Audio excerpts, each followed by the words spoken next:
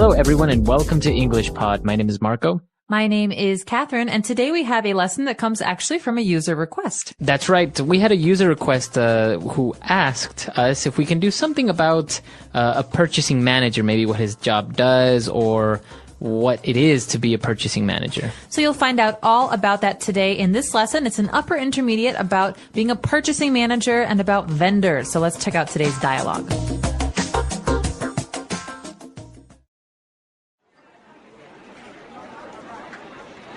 Good morning, Angela. How have you been lately? Morning, Michael. I've been very busy lately. One of our other vendors is going out of business, and I've been searching for a suitable replacement. Well, rest assured that you can count on us to be here for the long run. Please sit down. Coffee? No, thanks. I've been trying to cut down on the caffeine. I could never do that. I'd be a zombie if I didn't have my morning coffee fix. Let's get down to business then.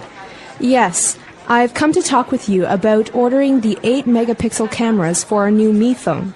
The demand for phone cameras is growing, and Pear has been falling behind in the market. That's great. I'm glad to hear that Pear has finally jumped on the bandwagon. Right now our contract is for the 5-megapixel cameras. Is Pear still interested in having those? No, we're changing all the cameras to 8 megapixels. We were hoping that by making your company our sole supplier for cameras, we could negotiate a better deal. Surely. Let's get started by drafting a new contract.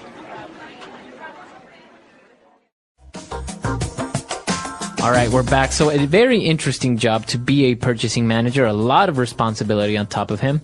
And we actually saw some really interesting phrases and words that are related to business, to negotiating, contracts, etc. So let's take a look at some of those now on Language Takeaway. Language Takeaway. So the first word we have is vendor. This is a noun. It means it's a job. It's the name of a person's job. So he is a vendor. Okay, and a vendor, what does a vendor do? Well, a vendor sells things. Okay, so the verb here is to vend, like a vending machine is that machine that you can buy sodas from. Mm-hmm. But a vendor is someone who sells things to someone else. Okay, so I can say he is a door vendor. He sells doors? Yeah, that's right. Or let me contact my vendor about the price list for these TVs. Okay, very good. So we're talking about a vendor who is going out of business. And because he's going out of business, this manager is actually looking for a suitable replacement. So this is an interesting phrase because these two words normally go together. We say, let's find a replacement. Okay, that's good, but really we want a suitable replacement. And so first of all, the word suitable means like appropriate or good. But what about replacement? What does this mean? A replacement is something that takes the place of. It replaces something else. So for example, we have our vendor who went out of business. So what we are looking now for is another vendor, but not just any vendor, a suitable vendor, one that has the things that we need or the prices that we need, and in order to replace the one that went out of business. Right, so we can say this about other things, not just people. For example, if I break my iPhone, my cell phone, very expensive phone, I'm upset about it, but when I buy a new one, I don't want a cheap one. I want a suitable replacement, one that's about the same as the old one. That's right. So maybe you don't get the exact same one, but you get one that's very similar. Exactly. Okay, very good. So now they're going to talk a little bit about the contract, but they kind of do a little bit of small talk, and they're talking about coffee, and he says, well, you know, I'd be a zombie if I didn't have my morning coffee fix. I know how that feels. This is a person who loves to drink caffeine to wake up. Mm-hmm. And so we talk about a fix as being something that you need. Okay? My coffee fix means the coffee that I drink in the morning to survive. That's right. Okay, so we know the verb to fix is to make something good again, to repair. But in this case, we're taking fix as a noun, and we're saying that it's something that you need, like you said. For example, maybe in the morning you need your English fix, and so you'd listen to English Pod. Exactly. You need it so much, it's like a drug. That's right. Very good. And moving on, they started to talk a little bit more about the details of the business, and he mentioned that they want to make this company their sole supplier for cameras. Okay, so sole, S-O-L-E, means only. But this word supplier is very interesting because it's very similar to vendor. Mm-hmm. So it's basically someone, a company maybe, or a person that supplies you with what you need. All right, so to supply is to provide for. So, for example, if I work at a clothing store and I sell lots of nice clothing, I need a supplier to bring me the clothes that I sell. Otherwise, where am I going to get them from? I don't have a factory. That's right. For example, IBM is one of the biggest computer suppliers or manufacturers in the world. All right. Okay. And for the last part of the dialogue, they said, well, I think we can reach an agreement. Let's get started by drafting a new contract. They're going to draft a contract. All right, so this is interesting because we don't use the verb to write a contract. Now, you would think, well, of course you write it, but there's a special verb that we use with the word contract. So just remember this phrase together, to draft a contract, or my company will draft a contract and send it to you. This means to prepare a contract in order for someone to sign it. That's right. So it's basically the same as write, but it's usually used more with contracts, to draft a contract. Exactly. Or maybe you can say to draft up a business plan. Exactly. So to draft a plan, to draft a contract, this is basically to write something that has many different points, many different strategies. Okay, very good. So 5 key words for you there. Now let's move on to some key phrases on Fluency Builder. Fluency Builder. Okay, so there are a lot of really, really juicy phrases in today's lesson. The first one is rest assured. So we heard this from Michael at the beginning of the dialogue. He said, rest assured that you can count on us. That's right, rest assured. So this is a phrase that you use to try to give confidence to someone, telling them, you can trust me, rest assured that I'll be there. Don't worry. Don't worry. So let's hear another example of it. Rest assured, Marco, I will be there to support you. Okay, so I know that you will be there, or I can trust that you'll be there. Okay. Very good. So to rest assured. Now, the second part of it is in that same sentence, well, rest assured that you can count on us. Okay, so what does it mean to count on us, to count on me? So the verb to count has a couple of different meanings, and most of us are familiar with the other one.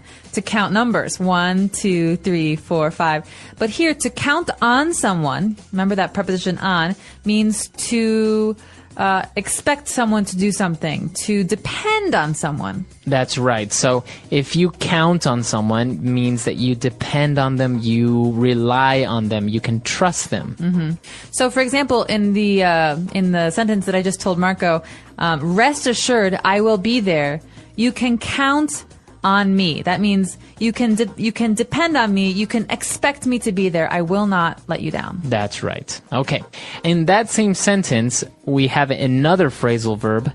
Rest assured that you can count on us to be here for the long run. The long run. All right. So we're not actually running here. The long run is a phrase that means for a long time. So, for example, if I'm in an interview and someone asks me, well, we're really interested in your resume and we really like you. We want to know, are you available in the long run, in the long term? That's right. So if you say, yes, I am here for the long run, it means that you are here for a long time. Okay. And let's move on to our next phrase. When they're actually, they stopped with the small talk and now they want to get down to business. You hear this phrase all the time because you don't just walk into a meeting and start talking about business stuff, you know? You start with the nice things first. You say, how was your weekend? How was your wife? How was that game of golf? So you're talking about nice small talk, like you just said, Marco. But when you want to start talking about numbers or products, things like that, that is called business. So when you want to start that, you say, let's get down to business. That's right. Very good. So it's a phrase to say, okay, now let's start talking about what we came here to do, to start talking about business. And the last phrase that we have for you, it's a very interesting phrase. When they were talking about one of the brands of phones, they're saying, I'm glad to hear that Pear has finally jumped on the bandwagon. Now, Marco, I wish I could tell you I knew where this phrase came from, but I don't. Let's just talk about the word bandwagon first. I think bandwagon means something that everyone is doing. That's right. So I think if everyone is, likes the color purple, and all of a sudden you like the color purple, then that means you just jumped on the bandwagon. All right, I jumped on the bandwagon. So you think of a wagon as like You know, before they had cars, they had wagons. They're wooden and they have wheels and they're pulled by a horse. And so everyone is on there and they're all going somewhere. And I wasn't on it, but I jumped on the back. That means I joined everyone. I started to do what they're doing. That's right. So I guess you agree with them, or you're going towards in the same direction that everyone else is going. Look at Marco. He just bought an iPhone. Now he's jumped on the bandwagon. That's right. So everyone is going in the same direction. Everyone is doing the same thing. Everyone likes the same thing. So to jump on the bandwagon, you can use it in a business sense. For example, if somebody's not agreeing with you or somebody doesn't want to support your project, you can say, I would really appreciate it if you jumped on the bandwagon and supported us on this. That's right. So it's not always a bad thing, but remember that the verb that is synonymous with this is to conform. Okay, to do what everyone else is doing. That's right. Okay, so a lot of interesting things here. Let's listen to our dialogue one last time.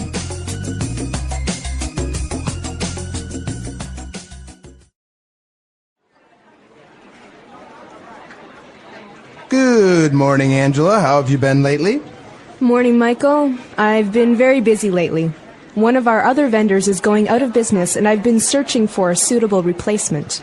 Well, rest assured that you can count on us to be here for the long run. Please sit down. Coffee? No, thanks. I've been trying to cut down on the caffeine. I could never do that. I'd be a zombie if I didn't have my morning coffee fix. Let's get down to business then. Yes, I've come to talk with you about ordering the 8-megapixel cameras for our new Mi phone. The demand for phone cameras is growing, and Pear has been falling behind in the market. That's great. I'm glad to hear that Pear has finally jumped on the bandwagon. Right now our contract is for the 5-megapixel cameras. Is Pear still interested in having those? No, we're changing all the cameras to 8 megapixels. We were hoping that by making your company our sole supplier for cameras, we could negotiate a better deal. Surely. Let's get started by drafting a new contract. So talking about purchasing, it's actually a very interesting position. I think many or almost all companies, big companies, have this position where not only do they have to, maybe if they're in retailing, they have to purchase the goods that they will sell, but also in offices, for example, who buys the paper, the printers, the copiers, everything for the office. That's right. And this is a very important position, as you say, because this person can save a company a lot of money if the person knows the right vendors. That's right. If the only vendors you know are selling things at very high prices, then that's not very good for you or for your business. But if you know all the inside secrets, you know all the good vendors, then maybe you're going to be able to save a lot of money. That's right. The role of a purchasing manager. The purpose of this topic is to help English learners at the elementary and intermediate levels improve their language skills while learning about the job of a purchasing manager. Many people hear the word manager and think only of someone who tells others what to do. But a purchasing manager has a very specific job. This person plays an important role in many businesses and companies. By studying this topic, learners will gain new vocabulary, understand how companies buy things, and become more confident when speaking or reading about business. This topic also connects to daily life because purchasing and choosing what to buy are activities we all do, whether for work or for personal reasons. As learners read and talk about what a purchasing manager does, they will improve their ability to describe jobs, ask questions, and talk about money and business decisions in English. This topic helps learners feel more comfortable using English in a work-related conversations, and it may even give them ideas for future careers. What does a purchasing manager do? A purchasing manager is a person who helps a company buy the things it needs. This may sound simple, but it is a very important and detailed job. The purchasing manager makes sure that the company gets the right products in the right amounts, at the right time, and for the right price. This person often works with other people, both inside and outside the company. Inside the company, the purchasing manager talks to team members and department leaders to understand what they need to buy. This can include items like office supplies, raw materials, machines, or even food, depending on the type of company. Outside the company, the purchasing manager communicates with sellers or suppliers. These are the people or businesses that sell the things the company wants to buy. The purchasing manager must ask questions, compare prices, and choose the best option. This job involves a lot of talking, emailing, and negotiating. Negotiating means trying to get a better price or better deal by discussing the terms of the sale. For example, if one supplier offers high prices but fast delivery, and another offers low prices but slower delivery, the purchasing manager must decide which is better for the company. Sometimes, the manager can even ask for a discount or a better delivery schedule. Another important part of the job is checking the quality of the items. A purchasing manager does not just buy the cheapest product. They also make sure the items are strong, safe, and useful. If the products are not good, they may break easily or cause problems which can cost the company more money in the end. This means the purchasing manager must pay close attention to details, ask the right questions, and check the quality before making a final decision. Planning is another big part of the job. A purchasing manager has to think ahead.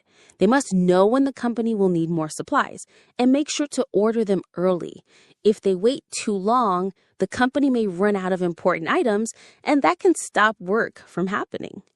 If they order too early or too much, it can cost too much money or take up too much space. Good planning helps the company save money and stay organized. Being a purchasing manager also means keeping records. The manager must write down what was bought, when it was bought, how much it cost, and who sold it. These records help the company stay on budget and avoid mistakes. For example, if a company buys something and forgets to record it, they may buy it again by accident. Or if there is a problem with an order, like the wrong item was delivered, the records can help find out what went wrong. The job of a purchasing manager requires careful thinking, good communication, and strong decision-making skills. A person in this role has to be organized and responsible. They must be able to work with different people, understand money and prices, and manage time well. Many companies depend on purchasing managers to help them work smoothly and grow successfully. Through this job, one can learn a lot about the business world and become an important part of any team. Understanding this role helps English learners talk about jobs, teamwork, and problem solving in real situations. A day in the life of a purchasing manager. The daily life of a purchasing manager is busy and full of many different tasks. From the time they arrive at the office until the end of the workday, the purchasing manager must stay focused, organized, and ready to make smart decisions. Every day brings something new, and the job often involves working with many people, solving problems, and finding the best deals for the company. A typical day for a purchasing manager often begins by checking emails. Many of these messages come from suppliers, coworkers, or delivery companies. The purchasing manager may receive updates about products that are on the way, price changes, or questions from team members who need new supplies. Reading and replying to these emails is very important because good communication helps avoid mistakes. If something has changed, like a delivery delay or a price increase, the purchasing manager must act quickly to fix the problem or find another solution. After emails, the purchasing manager often looks at the company's supply needs. They might check reports or talk to workers in different departments to see what items are running low. If the company is almost out of something important, like printer paper, tools, or materials for production, the purchasing manager must take action quickly. They may look at past orders to see where the items came from, or they might search for new suppliers that can offer better prices or faster delivery. Next, the purchasing manager might speak on the phone or hold meetings with suppliers. These conversations can be short or long, depending on the situation. For example, if the company wants to try a new product, the manager might ask the supplier many questions. They might talk about the product's quality, how long it takes to arrive, and how much it costs. The purchasing manager must be polite, but also strong during these talks. Their goal is to make sure the company gets a good deal without spending too much money or waiting too long. Throughout the day, the purchasing manager keeps careful notes about what was discussed, what was ordered, and what still needs to be done. This helps them stay organized and avoid confusion. They might use a computer program to track all purchases, make lists, or create reports. These reports are often shared with company leaders who want to know how much money is being spent and whether the purchasing process is working well. Sometimes the purchasing manager also checks the quality of items when they arrive. They may go to the warehouse or delivery area to look at the boxes and make sure everything is correct.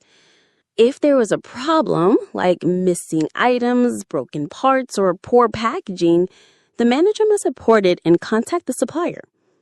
This part of the job is about making sure the company only pays for things that are correct and useful. It also helps build trust between the company and the supplier. In the afternoon, the purchasing manager may spend time planning for the future. They might look at next month's schedule and decide what needs to be ordered early. For example, if a company is preparing for a busy season or a big project, the purchasing manager must make sure everything will arrive on time.